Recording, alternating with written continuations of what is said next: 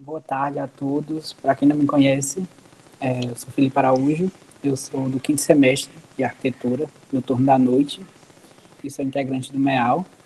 E hoje a gente vai estar tendo o nosso quarto episódio do Um Dedo de Prosa, onde a gente vai estar falando sobre saúde mental, né?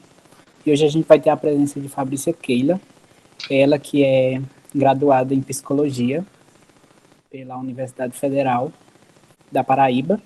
Ela é especialista em saúde mental e também é mestre em educação pela Universidade Rural do Rio de Janeiro. E também vamos ter a presença da Vanessa Araújo, que ela é técnica em edificações pelo Instituto Federal de Juazeiro do Norte. Só que ela seguiu para outra área e atualmente ela é estudante de psicologia. Então é com muito prazer que eu as convido para esse bate-papo. E vale ressaltar que o nosso bate-papo vai estar aberto durante toda a conversa para vocês mandarem perguntas. Então, meninas, sejam bem-vindas e boa tarde.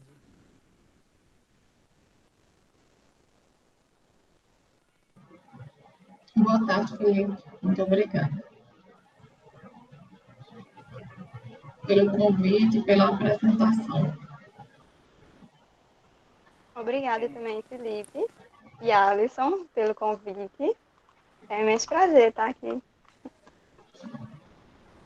Eu queria sugerir que vocês começassem falando um pouco sobre a questão do Setembro Amarelo, sobre a importância dessa campanha e, ao mesmo tempo, sobre a questão do pessoal sempre apenas focar nessas questões de saúde mental apenas no setembro e acabar esquecendo sobre essas questões em outros meses do ano.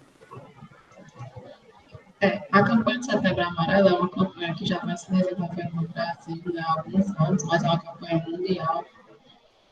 Aqui no Brasil a Associação Médica, né, é a Associação Brasileira de Psiquiatria, né, junto com as associações médicas que promovem, né, e é muito importante para que durante pelo menos um mês no ano a gente dê visibilidade a essa temática que é tão negligenciada, né? Apesar dos altos índices que a gente tem de suicídio, né? Ultimamente, a OMS contabiliza 1 milhão ao redor do mundo anualmente, sendo que a gente sabe que esses números são subnotificados, né? Ou seja, a realidade deve ser ainda superior aos números epidemiológicos. Então, assim, é muito preocupante a situação, ela se agrava muito para determinadas fases da vida, e a gente tem um tabu na nossa sociedade para falar a respeito disso. Então, no mês de setembro, né, e essa visibilidade que é dada, possibilita que a gente possa estar discutindo, pelo menos nessa época do ano, sobre a temática. Quando você menciona sobre as dificuldades de ser em um único mês, né, eu concordo plenamente que nada dessa luta ela vale a pena se a gente não focar em políticas públicas sérias na área de saúde mental, né? Então, assim, vira muito mais propagandista do que, de fato, uma bandeira social. A gente tem que ter um foco, e o nosso foco é o seguinte, a política pública brasileira, ela tem que prestar atenção nessas questões, né? A gente não pode mais negligenciar a questão da saúde mental, especialmente no suicídio. Então, é importante que esse mês exista para dar visibilidade à questão, mas a luta por um sistema de saúde que privilegia ações em saúde mental, ela perde o ano inteiro. Eu ia falar justamente essa questão que Fabrícia falou, porque uma coisa que eu vejo é da, do Setembro Amarelo ter se tornado algo muito midiático e de marketing, mas de certa forma eu concordo que colabora para se falar sobre o assunto. E por mais que se tenha essa ideia de que só se fala em setembro, de certa forma também abriu espaço para se falar um pouquinho mais, porque se você vai analisar alguns tempos atrás, não se falava quase nada. E hoje já é bem mais aberto a isso.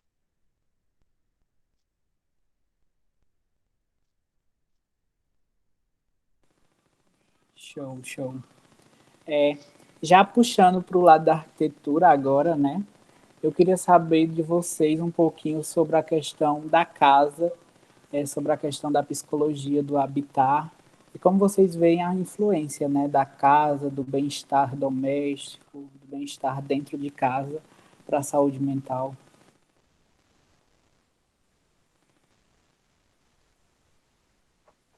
Quer começar, Vanessa? Pode ser. A gente até fez um trabalho parecido um pouco com esse, né, Felipe? Que eu até conversei com ele sobre isso.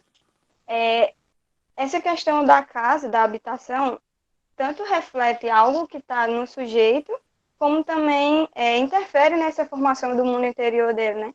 Porque a forma de se organizar dentro da sociedade, ela interfere muito no nosso adoecimento mental, da nossa formação psíquica. Sabe?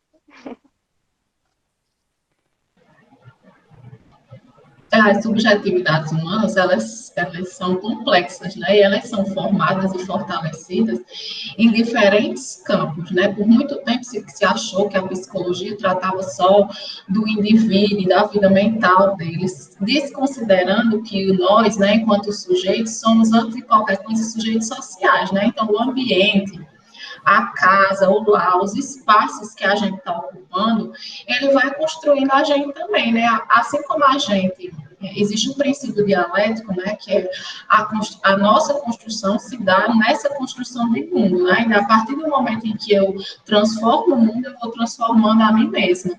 Então, a partir do século XIX, a psicologia toma outra dimensão, né? Que é uma dimensão mais social, mais focada em tempos históricos, em espaços, porque a gente não pode compreender o sujeito, né, fora dos vários habitats, né, dos vários locais onde ele se constrói. Então, eu não posso entender esse sujeito à parte, né, desses espaços sociais que o compõem. Então, assim, é muito importante que a gente dê luz aos espaços onde aquele sujeito ele se insere, porque é justamente nesses espaços, nas relações que ele estabelece ali, que ele se desenvolve. E eu ia até falar que, quando o Felipe me mandou o roteiro, eu achei isso bem interessante dele ter botado isso, porque uma coisa que me incomoda muito quando se fala em saúde mental é reduzir a uma questão muito individual, de como se o sujeito fosse culpado daquilo e só ele pudesse resolver, e ignorar os diversos fatores que estão aí envolvidos. E a habitação, o meio social é totalmente um dos fatores responsáveis por isso, né? Uma das coisas, quando eu conversei com Vanessa, que a gente queria escrever o artigo, é que a gente ficou, será se existem temas que vai casar a arquitetura e a psicologia? E uma das coisas que aconteceu foi que, quando a gente começou a pesquisar, a gente viu que tinha 1 milhão de temas que a gente poderia casar entre os dois mundos, porque meio que todos os problemas que existem na arquitetura chegam a interferir na vida psicológica da pessoa, né? Outra pergunta agora que eu tenho é sobre, já que Vanessa citou esse artigo, é partindo para a escala urbana, né? Como esses problemas urbanos podem influenciar na vida das pessoas, e eu queria que Vanessa aproveitasse, também Fabrícia, já que foi nossa orientadora, para falar um pouquinho sobre esse artigo.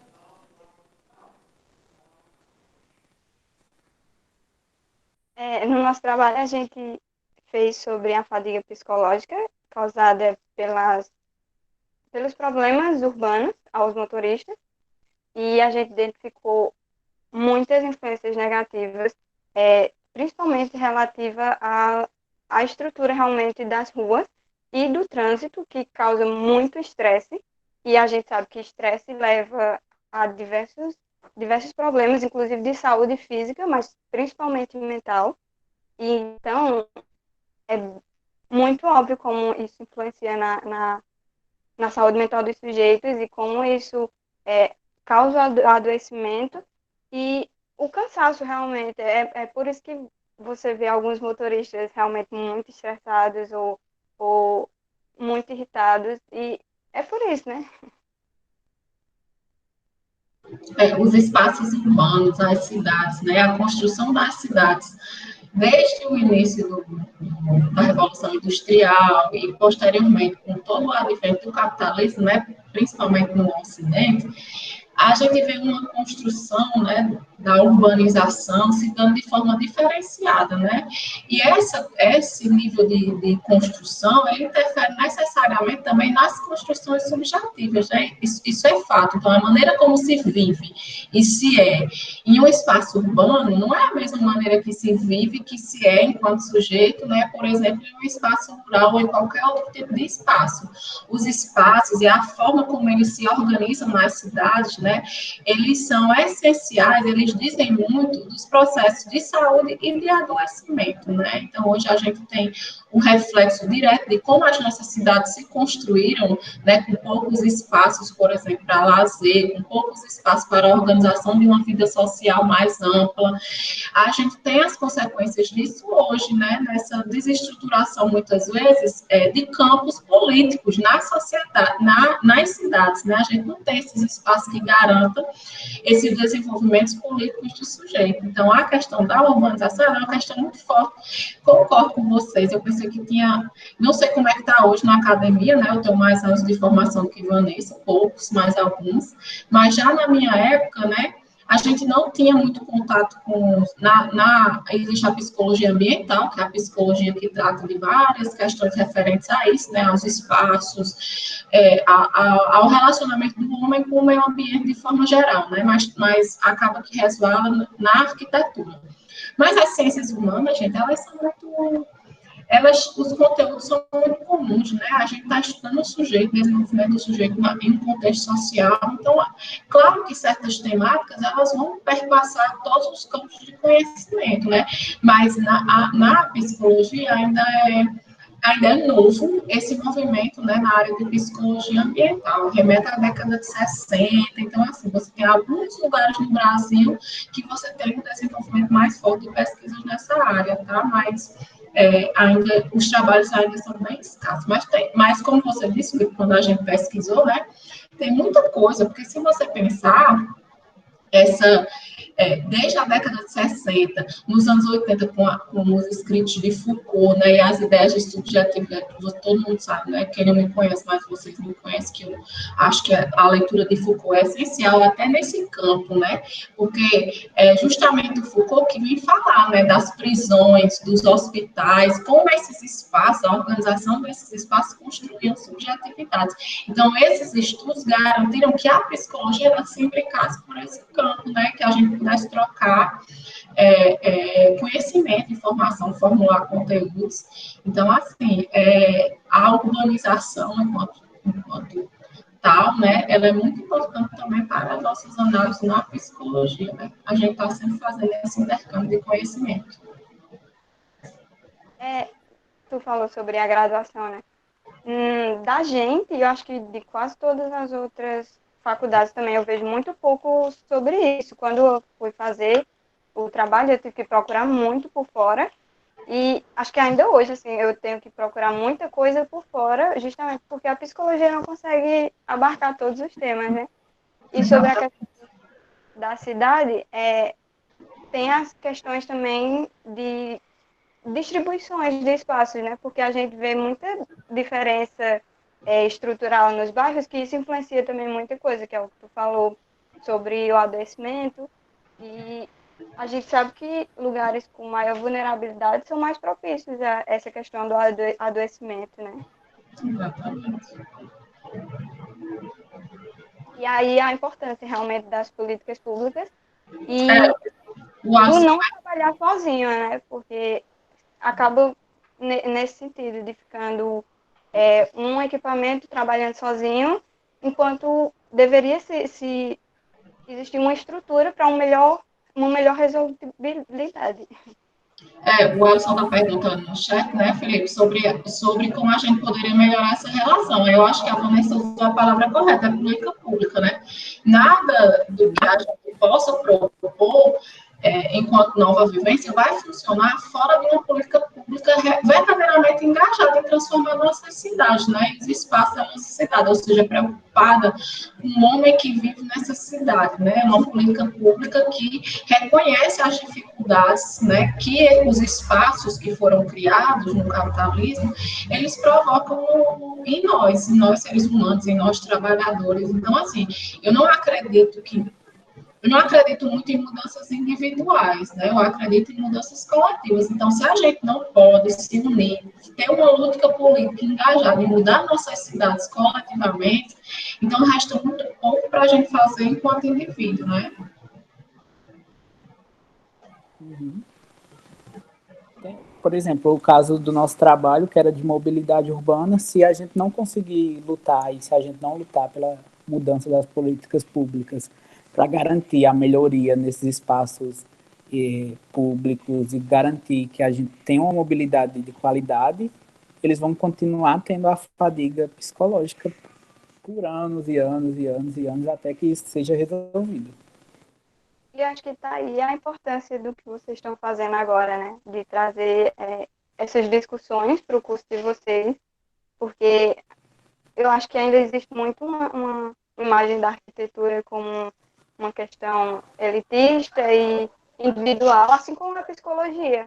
Então, trazer essa mesclagem entre as duas é extremamente importante para as duas áreas. Isso. Tem muita questão de que arquiteto é para projetar casa para rico, enquanto, na verdade, também arquiteto é para projetar a cidade, pensar na cidade e, principalmente, pensar políticas públicas para a cidade, né? A gente tem que lutar pelo nosso plano diretor, no caso aí de Juazeiro do Norte, e na pesquisa a gente viu que estava atrasado, né, Vanessa? E é um dos problemas que levam a esse problema da mobilidade urbana. Fabrícia, fala um pouquinho para a gente sobre essa pandemia, sobre o caos que gerou e sobre a ansiedade que está dando no pessoal. Desculpa, estava desligada. Eu acho que não foge muito do que a gente está falando, não, né? Porque acaba que esses espaços, né? Esses espaços sociais viraram agora espaços de confinamento, né? Então, assim, o nosso lugar agora se restringe, né, à nossa casa. E aí a gente tem várias questões sociais que desencadeiam em questões psicológicas muito sérias, muito severas, né? Então, assim, a gente vai ter a longo prazo, né, consequências disso em termos de adoecimento populacional. Hoje a gente já vê um acentuamento de sintomas psicológicos, psiquiátricos, principalmente ansiedade e depressão, né? Então é uma coisa que a gente vai ter que lidar também a longo prazo, porque a questão da pandemia, tem muitos estudos na área de psicologia que vão falar de situações de catástrofe, né? Porque a gente também tem como estudar pandemias, que as pandemias, elas se dão em períodos, né? A última pandemia que teve foi a do SARS, mas foi menos intensa, né, do que essa que a gente está vendo agora, né, que obrigou a população mundial a se enclausurar. Mas lidar com situações de catástrofe, né, ajuda a gente da psicologia a tentar entender como é que ocorrem esses processos de adaptação diante dessas novas condições.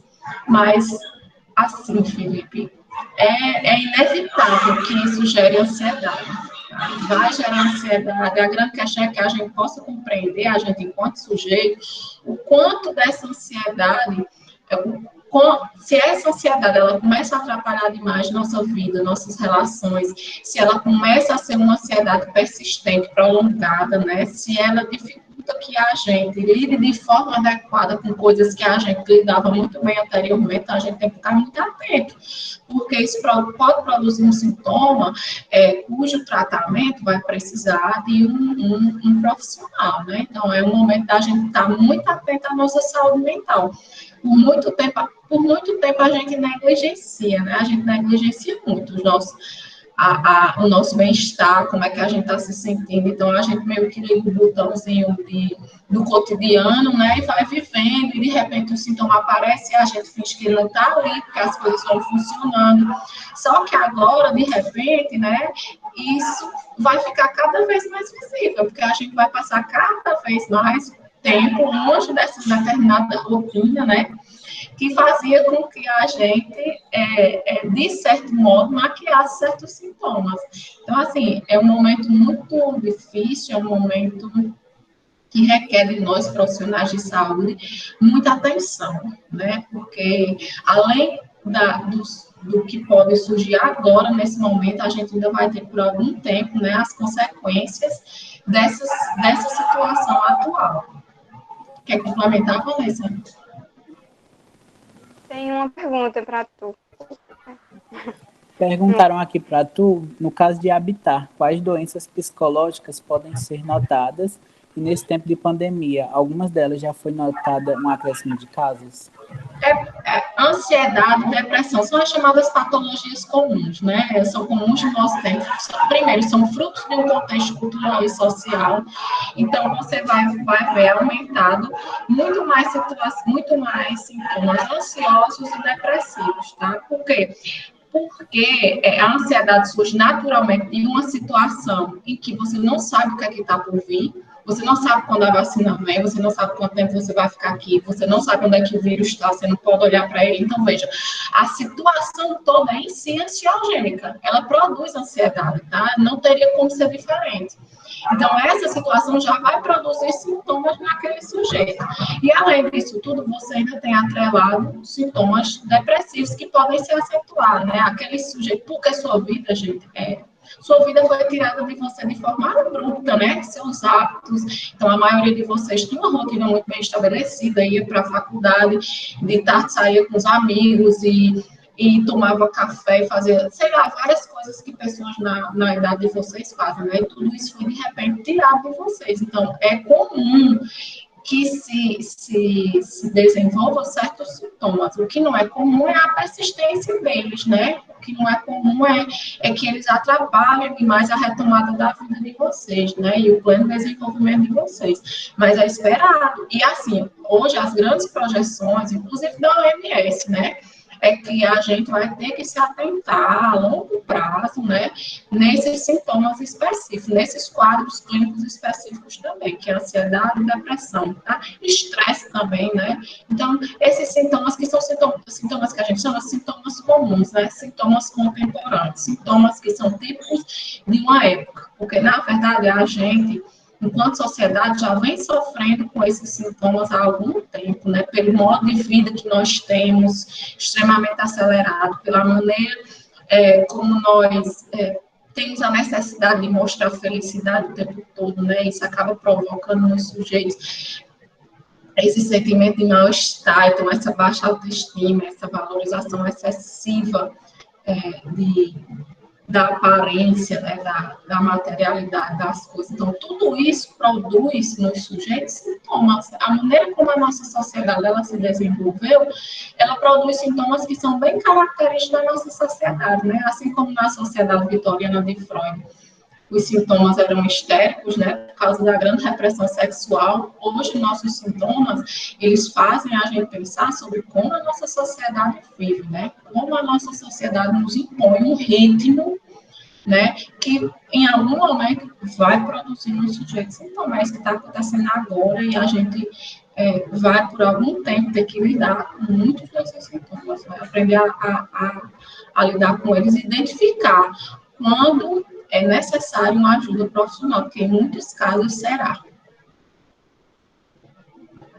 E nesse caso também, não é só a pandemia, né? Porque, como tu falou, existem outros fatores envolvidos e a maior parte dos centros de ansiedade é muito relativo à faculdade, escola ou trabalho, que isso reflete justamente a cultura que a gente está.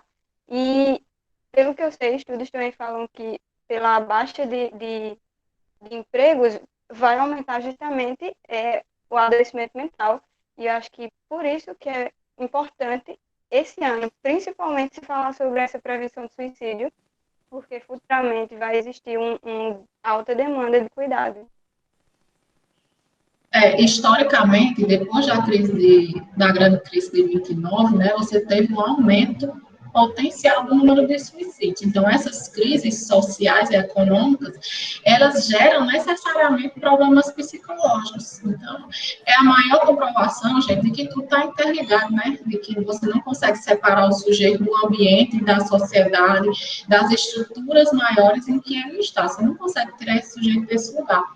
Então, historicamente, né, esses períodos de crise foram períodos em que aumentaram o número de suicídios, né, e que outras patologias começaram a se acentuar, se desenvolver com mais força. Então, obviamente, nós vamos precisar ficar muito atentos a isso enquanto sociedade. A professora Giovana até comentou aqui, né, que o adoecimento mental vai vir nos extremos nessa pandemia, a falta de trabalho e os profissionais sobrecarregados. Uma coisa que tu falou no começo, né, Fabrícia, é que não teria como não se interligar tudo, né? E é uma coisa que é bem que voltava para aquele nosso segundo tópico, né, que é a questão da psicologia do habitat, porque agora está todo mundo trancado dentro de casa, né? Então a casa tem que ter sido projetada de uma maneira que faça com que você se sinta bem, porque senão você vai ficar ainda pior nesse momento que você está o tempo todo trancado dentro de casa, né?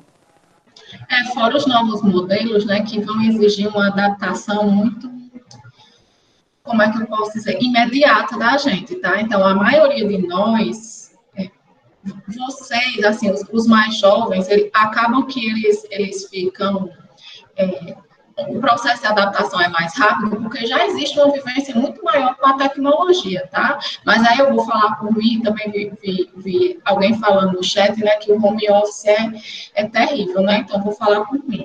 É muito difícil você se adaptar a essas novas configurações, tá?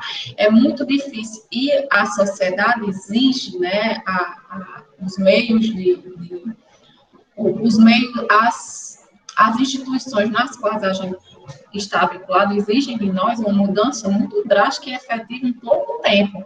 Então, assim, eu não atendia online, tá? Agora, todos os meus atendimentos são online, com internet ruim. Eu não tenho as pistas que muitas vezes um atendimento individual exige, eu não estou olhando para a pessoa, né? Às vezes a internet está tão ruim que eu não consigo nem ver o rosto da pessoa, as expressões da pessoa. Então, assim, a mesma coisa acontece com vocês, que eu não sei como é que está aí na instituição de vocês, mas, por exemplo, na minha instituição está tendo aula virtual, né? Aula online, tá? O quanto isso exigiu da gente em termos de adaptação e vem exigindo, né? Dos profissionais, dos estudantes, tá? Isso, gente, naturalmente é gerador de ansiedade, né? Então, a gente vai ter que lidar muitos estratos da nossa sociedade, né, adoecendo por causa dessas novas exigências, né? Tudo mudou e a gente teve que se adaptar muito mais rapidamente. Então, vem a questão sempre do tempo na nossa sociedade, a exigência de urgência em tudo, tá? Então, em 2 meses, todo mundo, todo profissional tinha que estar muito craque nisso aqui, né? Tinha que saber como era que acessava todas as plataformas digitais possíveis, né? E isso gera muita ansiedade nas pessoas, né? Tanto nos profissionais quanto nos estudantes.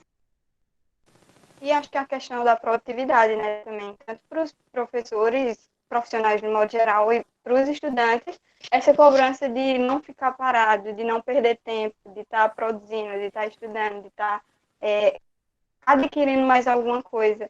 E isso traz realmente muita ansiedade. E sobre o que o Felipe falou, alguma coisa sobre a habitação.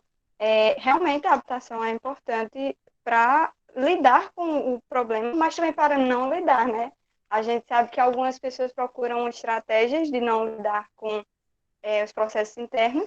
E eu acho que uma coisa que eu vejo muito nas redes sociais são pessoas modificando a casa hoje, nesse período de quarentena. E eu acho que isso reflete muito sobre isso. Pessoas procurando estratégias para lidar, mas também para não precisar entrar em contato com essas coisas internas.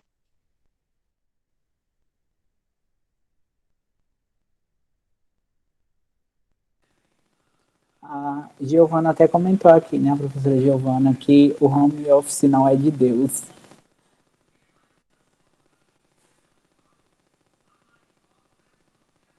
Porque é muito esse lance. Todo mundo teve que se adaptar muito rápido, né? A gente estava num momento em que a gente vivia na sala de aula, todo mundo, o pessoal trabalhava, ia, dava aula, né? A gente ia, sentava na cadeira, e a gente passou por esse espaço onde a gente tem que ir à frente no computador, ter que lidar com todas essas novas coisas. E realmente, como Vanessa citou, muita gente começou a adaptar seus espaços para uma maneira que se adeque melhor a esse momento, né? Então mostra muito a maneira como a casa não estava preparada meio que para isso e também a forma como eles tentam minimizar os danos, né? Essa questão da ocupação que foi colocada aqui no chat, né? Que a gente foi procurar ocupação, né? Então, é típico, é também um sintoma de como a gente vive enquanto sociedade. Então, acho que todo mundo aqui, quando a quarentena começou, aí todo mundo foi procurar 1.000 cursos online para fazer, né? 1.000 capacitações digitais, então todo mundo tinha que participar de tudo, né? Então, a gente estava o tempo todo procurando onde era que a gente não podia perder tempo, né? Porque há sempre essa ideia de que o ócio, né, é uma perda de tempo. Você é para estar produzindo o tempo todo. Né? E o que você vê hoje é o quanto de frustração você conseguiu gerar, tá, gente? Porque é impossível que a gente se mantenha produtivo, né? Em uma situação como essa que a gente está, pelo menos com o nível de produtividade que a gente tinha anteriormente, né? Então, assim, as pessoas que se inscreveram em 10 cursos, né? Talvez conseguiram terminar um, entende? Então, isso vai gerando certa frustração nas pessoas, desânimo, uma sensação de desamparo. Então, nem sempre há uma ideia muito equivocada de que estar ocupado o tempo todo, né, é o que garante uma boa saúde mental, né? E é o oposto, estar ocupado o tempo todo é muitas vezes o que nos faz escapar de pensar em nós mesmos, como a Vanessa estava dizendo, né? Utilizar isso como válvula de escape. Ah, eu não tenho nem tempo de pensar, não tenho nem tempo de adoecer, né? Você escuta muito isso. Não, porque de manhã eu faço curso, eu faço... Não, gente, calma, baixa, respira, né? Talvez seja a hora justamente de voltar um pouco para nós mesmos, voltarmos um pouco para nós mesmos, né? Tentar entender melhor como é que a gente vai lidar com tudo isso, porque senão o nível de ansiedade ele tende a aumentar ainda mais. A Stephanie até comentou aqui, né, que ficou até mais frustrada com esse método de ficar ocupada ao extremo.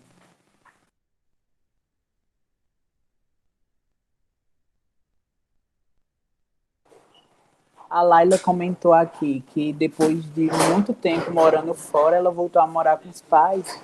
Isso acabou deixando ela não mais confortável e acabou gerando uma ansiedade. O que é que tu tem a comentar sobre isso? São os transtornos relacionais que também vão surgir durante a pandemia, né? Primeiro, a gente não estava acostumado a passar o dia inteiro convivendo com todo mundo, por mais que seja todo mundo da mesma família, mas a maioria de nós passava 8 horas ou mais do nosso dia, né, fora do nosso lar, convivendo com outras pessoas. E, de repente, a gente é colocado num ambiente doméstico, tem que lidar o dia inteiro com a nossa família, né? Isso aí acaba que produz na gente uma exigência de nos reorganizar, nos adaptarmos. Aí, o que é que a gente pode fazer? A gente pode ser empático, tá? Esse é também um treinamento sobre isso, sobre como podemos nos relacionar melhor uns com os outros, né? Podemos entender melhor também o sofrimento do outro. Então, é um momento que vai exigir da gente muito isso, né? Porque a gente não vai passar por isso sozinho. Por mais que a gente esteja num ambiente domiciliar, a gente tem que conviver com todo mundo que está à nossa volta, né? A nossa família, que a gente não convivia há muito tempo, né? Ou mesmo que a gente morasse com a nossa família, só que a gente não passava tanto tempo do nosso dia tendo que lidar com ela, né?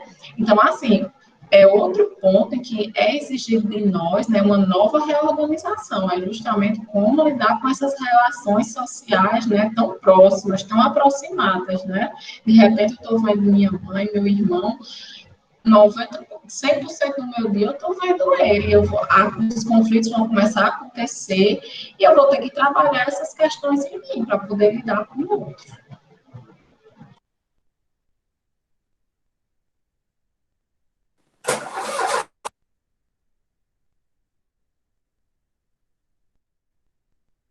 Quer falar não, Vanessa? Sobre isso, realmente, do relacionamento, né? Tanto tem a questão da gente ter que conviver mais com pessoas da família, como não conviver com pessoas que às vezes eram o grupo de apoio que você tinha. E aí aumenta a ansiedade ao dobro em relação a isso, né? Só isso.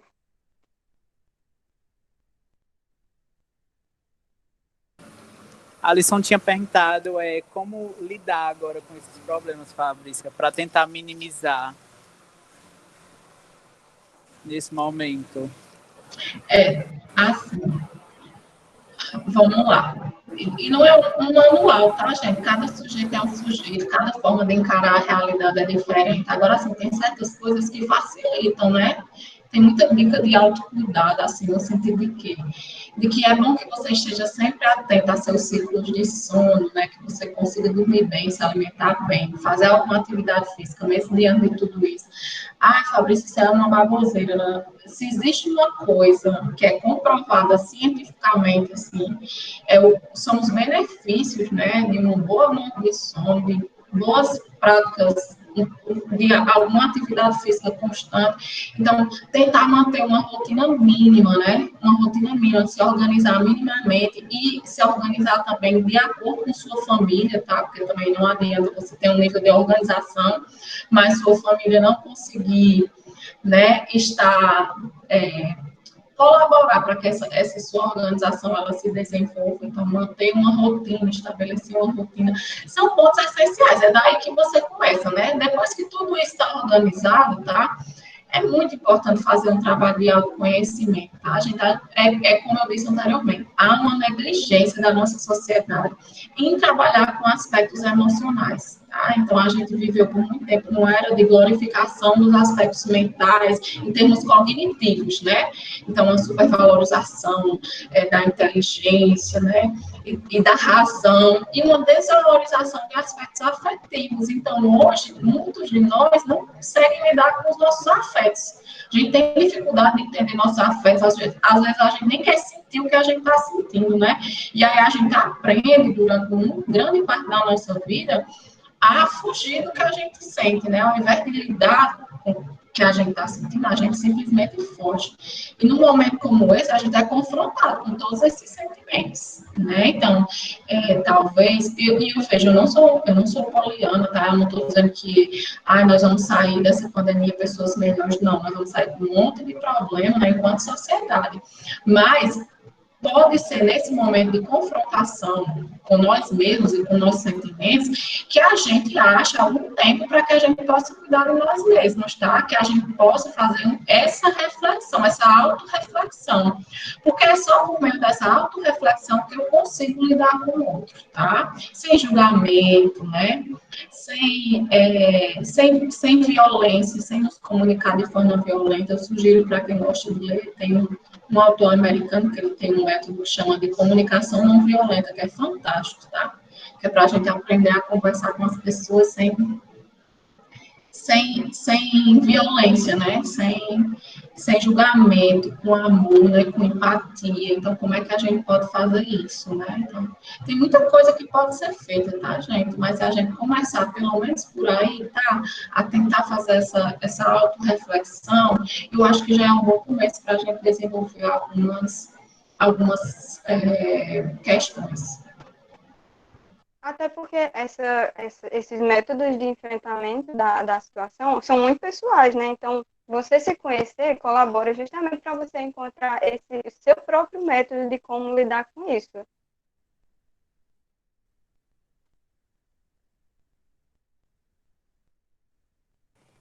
Um tópico levantado aqui mais cedo foi a questão do pessoal que está fazendo o TCC em meio a esse momento e não está conseguindo se planejar, não está conseguindo cumprir as etapas. Qual conselho tu daria para tentar ver se consegue entregar agora e não desistir, deixar para outro semestre? Como fazer, como tentar lidar? O TCC é muito... esses fechamentos de ciclos, né? Porque eles já são momentos de estresse e ansiosos. Aí, além de tudo isso, né? Você ainda tem uma pandemia no meio do seu caminho, né? Então, o que já era difícil ganhou uma dose extra de dificuldade. Então, assim...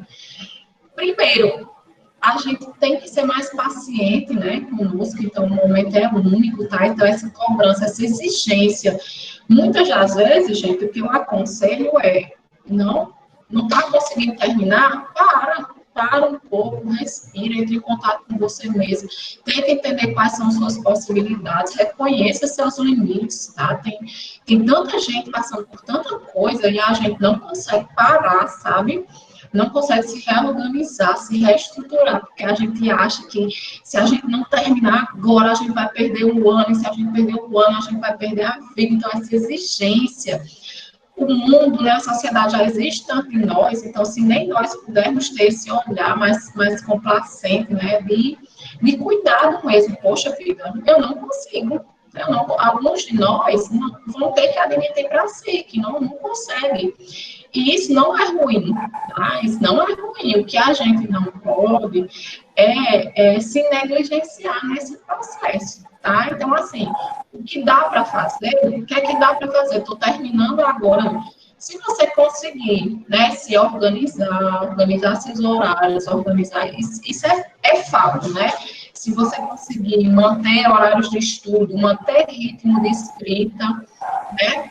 Tudo bem, ótimo. Então, estabeleça isso e tente cumprir. Não conseguiu, tá? Se perdoe. Se perdoe. Eu estou vendo muito isso, eu trabalho com ensino médio também. Então, são dois pontos que são super comuns, né? Que são os pontos da virada. O fim do ensino médio, com o Enem já em janeiro, e o fim da graduação, né? Com a possibilidade de formação agora. Então, você vê que esses dois momentos, que já são momentos que causam estresse, eles ganharam uma dose extra de estresse, né? Se eu pudesse dizer uma única coisa, seja paciente com você mesmo, tá? Pode ser que dê para fazer tranquilo, tá? Se não der, paciência, é respirar e esperar. O José mandou aqui, o José Jansson. Estou pagando o TCC1 e estou conseguindo fazer pelo menos 2 tópicos mais ou menos por semana. Graças a Deus está saindo do lugar. É saber muito a questão dos seus limites, né? Saber dividir seus horários, tentar ver se vocês conseguem ou não, tentar planejar de uma maneira que flua bem, porque se não estiver lhe fazendo bem, não faz sentido você estar continuando, né? Exato. Até a Giovana disse que o povo do doutorado também não está conseguindo se concentrar. A academia, infelizmente, ela tem muito desses fatores geradores de ansiedade, né? Então, em todos os seus graus, né? Então, você vai se desenvolvendo em termos de sair do ensino médio, entra na faculdade, dose extras de ansiedade, entra no mestrado, mais uma dose, então a gente vai produzindo um ambiente que é ansiogênico, que já há alguns estudos no país, né, na área de psicologia, que vão mostrar isso, né, como o ambiente acadêmico, muitas vezes ele é provocador de ansiedade, então é muito importante que a gente esteja atento ao quanto isso está nos afetando, né, para que a gente também não possa entrar em um processo de adoecimento. Era muita questão de que antes já tinha muito essa questão. Até Fabrícia brinca comigo, que eu sou muito chorão, né, Fabrícia? Eu chegava toda a vida no IF, era me reclamando de tudo, mas é porque eu realmente me reclamo mesmo das coisas, mas tem muita gente que tem certas dificuldades já no dia a dia, e nesse momento não seria diferente, seria pior, né? Não tem como esperar outra coisa. E é saber tentar se adaptar, tentar lidar, tirar um momento para você, tentar pensar, né? Refletir, tentar buscar uma paz interior até onde não tem, para tentar levar esses dias mais em paz, né? Exatamente, meditem, né? Meditação é muito bom. Então, vão assistir a aula de yoga, baixar uns aplicativos, né? Vocês que gostam assim, de aplicativo, de tudo. Se reinventar, não é de recomeçar, né? Ninguém nunca passou por isso. Aí todo mundo faz, não, mas é uma situação extremamente nova. Pois é, está na hora da gente se reinventar, experienciar outras coisas, né? Vivenciar outras coisas, porque é tudo novo para todo mundo, tá? Então, eu brinco. Agora, o que eu fiz na quarentena foi fazer listas, né? Então, eu fiz lá a lista dos filmes que eu ainda não vi, que eu queria ler, a lista de livros que eu não li, que eu queria ler. Consegui ler todos, nem perto, né? Mas estabeleci metas reais. Se eu assistir um por semana, um por mês, já tá bom. Então, assim, você mesmo, através do processo de autoconhecimento, perceber, né, o que é que lhe traz esse tipo de respiro, né? De estabilidade emocional. Né? É difícil, mas é um momento de experienciação, né? É a oportunidade que a gente tem de experimentar outras coisas, buscar outras soluções, né? Porque em situações de crise, muitas vezes as situações, os recursos que a gente tem, eles não são úteis naquele lugar. Então, compete a gente buscar outras formas de responder a essa situação, né? Viver, experimentar. É uma coisa que o pessoal comentou muito, até em outra live que teve na arquitetura, é que realmente a galera tá apostando muito na questão de fazer listas, coisas que querem, listas semanais, todo tipo de lista, né, para tentar ajudar a passar esses dias melhor. Uma coisa que eu gostava muito antes era assistir filme, e hoje em dia eu não gosto mais, assim, eu tento passar o tempo simplesmente fazendo nada. Quando eu tenho um tempo livre, eu quero fazer nada, eu fico olhando pro teto. Eu tenho um monte de filme lá baixado na plataforma de streaming, e eu simplesmente não assisto. Vence lá e eu não assisto, porque eu realmente agora eu gosto de passar o tempo fazendo literalmente nada. Eu gostaria de fazer uma pergunta agora para a Vanessa na questão de, como estudante de psicologia, nesse momento, vocês conseguem lidar de uma maneira mais fácil? Não. Eu acho que é a mesma coisa para qualquer curso.